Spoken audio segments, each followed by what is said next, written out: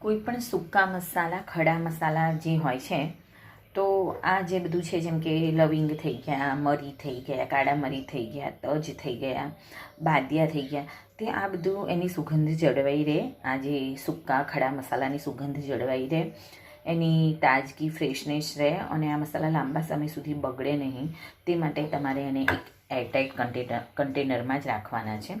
તમે જો એરટાઇટ કન્ટેનરમાં રાખશો તો આ જે સૂકા ખડા મસાલા છે તેની સુગંધ પણ એવી જ રહેશે અને લાંબા સમય સુધી આ જે તજ, લવિંગ, કાળા મરી, આ જે સૂકા ખડા મસાલા છે એ બગડશે નહીં. તો હંમેશા એને એરટાઇટ કન્ટેનરમાં રાખો. અને બીજી વસ્તુ કે તમે આવી રીતના એને દેખાઈ શકાય, પારદર્શક રીતના એને દેખી શકાય એવી રીતના એવા કન્ટેનરમાં રાખો કે જેથી તમારે એને યુઝ કરવાની ખબર પડે, તમે એને ફટાફટ યુઝ કરો. જો તમારી પાસે જૂના બટાકા છે અને બટાકા જલ્દીથી પ્રેશર કુકરમાં ચડતા નથી, તમને એવું લાગે કે આ બટાકા ચડવામાં બહુ જ વાર થાય છે, તમે 3 થી 4 સીટી વગાડી છતાં બટાકા તમારા અમુક વખતે ચડતા નથી, તો જૂના બટાકાને ચડવા માટે જ્યારે પ્રેશર કુકરમાં તમે બાફવા મૂકો ત્યારે એમાં અડધા લીંબુનો રસ ઉમેરી દો. લીંબુનો રસ ઉમેરવાથી આ જે તમારા બટાકા છે એકદમ સરસ રીતના ચડી જશે. તો હંમેશા જે બટાકા તમારા ચડતા ના હોય એના માટે તમે આ કિચન ટિપ્સને ફોલો કરી શકો છો. પ્રેશર કુકરમાં બટાકા બાફતી વખતે ખાલી થોડો લીંબુનો રસ એડ કરી દો તો તમારા બટાકા એકદમ સરસ બફાઈ પણ જશે અને એકદમ સરસ ફ્રેશ, જ્યારે તમે એને સમારશો ત્યારે એકદમ ફ્રેશ એનું રિઝલ્ટ આવશે. તો આ હતી બટાકા માટેની કિચન ટિપ્સ. ગરમીમાં દૂધ લાંબો સમય સુધી રહેતું નથી. તમે ફ્રીજમાં મૂકો તો રહે છે, પણ ઘણી વખત જો લાઇટ જતી રહેતી હોય છે તો ગરમીમાં દૂધ લાંબો સમય સુધી રહેતું નથી અને ઘણી જગ્યાએ ગામડાઓમાં દૂધ ફાટી જાય છે, એવું થતું હોય છે. તો મેં દૂધ ગરમ કરી લીધું છે. તો જો દૂધ તમારે લાંબો સમય સુધી રાખવું હોય, એને ઘણા કલાકો સુધી રાખવું હોય, તો તમે એક નાની ઇલાયચી વાટી અને દૂધની અંદર એડ કરી દો. જો તમે નાની ઇલાયચી વાટી અને દૂધની અંદર એડ કરી દેશો તો તમારું દૂધ ક્યારેય બગડશે નહીં અને લાંબા સમય સુધી સરસ રહેશે તમારું દૂધ અને ક્યારેય પણ તમારું દૂધ ફાટશે નહીં. આ હતી દૂધ માટેની કિચન ટિપ્સ.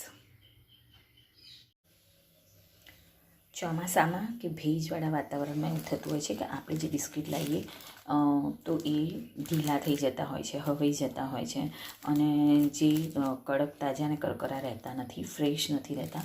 તો આ બિસ્કિટ માટેની કિચન ટિપ્સ છે કે જ્યારે તમે બિસ્કિટનું આ ટાઈપનું પેકેટ ખોલો અથવા ના બી ખોલો તો બી આ બિસ્કિટ આમને આમ રાખો તો પણ એરટાઈટ નથી હોતું. મીન્સ એનું આ પેકિંગ એટલે બિસ્કિટમાં ભેજ લાગી જાય છે તો પછી બિસ્કિટ ક્રન્ચી નથી રહેતા, ખાવાની મજા નથી આવતી. તો એના માટે તમે શું કરો, ધીમા તાપે દૂધ સહેજ એક હાથ વડે, આંગળી વડે દૂધ લગાવી અને ધીમા તાપે ઓવનમાં એને 1 થી 2 મિનિટ રાખી દો તો તમારા જે બિસ્કિટ છે એ ફરીથી એવા ને એવા તાજા, કુરકુરા અને કડક થઈ જશે, એવા ને એવા ફ્રેશ થઈ જશે. તો ધીમા તાપે ઓવનમાં દૂધ લગાવીને સહેજને આગળ પાછળ ફેરવી લો તો એકદમ ક્રન્ચી થઈ જશે. આ હતી બિસ્કિટ માટેની કિચન ટિપ્સ. આ ચા માટેની કિચન ટિપ્સ છે અને જો તમારી ચા છે કોઈ દિવસ આદુવાળી ચા કોઈ દિવસ તમારી ફાટે નહીં, એની માટેની આ કિચન ટિપ્સ છે. આદુવાળી ચા તમારી ફાટે નહીં એના માટે તમારે શું કરવાનું છે કે સૌથી પહેલાં ચા બનાવીએ ત્યારે ચાને એક ઉભરો લઈ લેવાનો છે. એક ઉભરો આવે ત્યારબાદ જ તમારે એની અંદર આદું એડ કરવાનું છે. જો એક ઉભરો આવ્યા વગર જો તમે આદું એડ કરશો તો ઘણીવાર તમારી ચા ફાટી જશે. પણ જો તમે આવી રીતના ચા બનાવો ત્યારે એક ઉભરો આવી જશે, ત્યારબાદ જો તમે આવી રીતના એક ઉભરો આવી જશે ત્યારબાદ જો તમે આદું એડ કરશો તો તમારી ચા ક્યારેય ફાટશે નહીં. આ મારી એકદમ વાપરેલી ટ્રીક છે અને આવી રીતના ઉભરો આવી ગયા પછી મેં હંમેશા આદું નાખ્યું છે ને તો મારી ચા કોઈ દિવસ નથી ફાટી એમ. તો તમે ચોક્કસથી ફોલો કરજો અને પછી મને જણાવજો કે તમને પણ આ ટિપ્સ ગમી કે નહીં અને તમારી સાથે પણ એવું જ થશે, તમારી ચા કોઈ દિવસ નહીં ફાટે. અહીંયા હું તમને મારા કિચનમાં ધાણા લાંબો સમય સુધી ફ્રીજમાં સ્ટોર કેવી રીતના કરવા, તાજા કેવી રીતના રાખવા એની કિચન ટિપ્સ આપું છું. તમે જોઈ શકો છો કે આ ધાણા જે છે ફ્રીજમાં મેં 5 થી 7 દિવસ થઈ ગયા છે, 1 વીક જેવું થઈ ગયું છે અને મેં આ ટાઈપના કન્ટેનરમાં એને સ્ટોર કર્યા છે. તો ધાણા આવી રીતે તમારે આ ટાઈપના કન્ટેનરમાં સ્ટોર કરવા માટે આ દેખો તમે મારા ધાણા એકદમ ફ્રેશ છે. એના ઉપર નીચે ટીશ્યુ લગાવવાનું છે તમારે નીચે પણ ટીશ્યુ લગાવી દો, ઉપર પણ ટીશ્યુ લગાવી દો અને આવી રીતના ધાણાને મૂકી દો તમે. અને આ ટાઈપના કન્ટેનર વાપરશો તમે, આ ટાઈપના તમે દેખો છો મેં નીચે પણ ટીશ્યુ લગાવ્યું છે, આ ટાઈપનું નીચે આવે છે અને વચ્ચે ધાણા મૂક્યા છે. તો શું કે ટીશ્યુ બધું પાણી શોષી લેશે ધાણાનું અને તમારા ધાણા એવા ને એવા જ રહેશે. બાકી આમ તમે ખુલ્લા મૂકી દેશો ને તો એ બગડી જ જશે. તો ધાણા સ્ટોર કરવા માટે તમે આ કિચન ટિપ્સ યુઝ કરી શકો છો.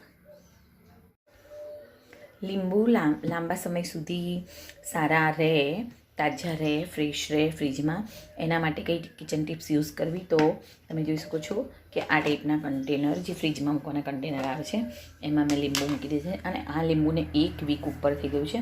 મેં આ લીંબુને થોડા તેલવાળા કરી દીધા છે. તમે જોઈ શકો છો મારા હાથમાં ચિકાસ થાય છે.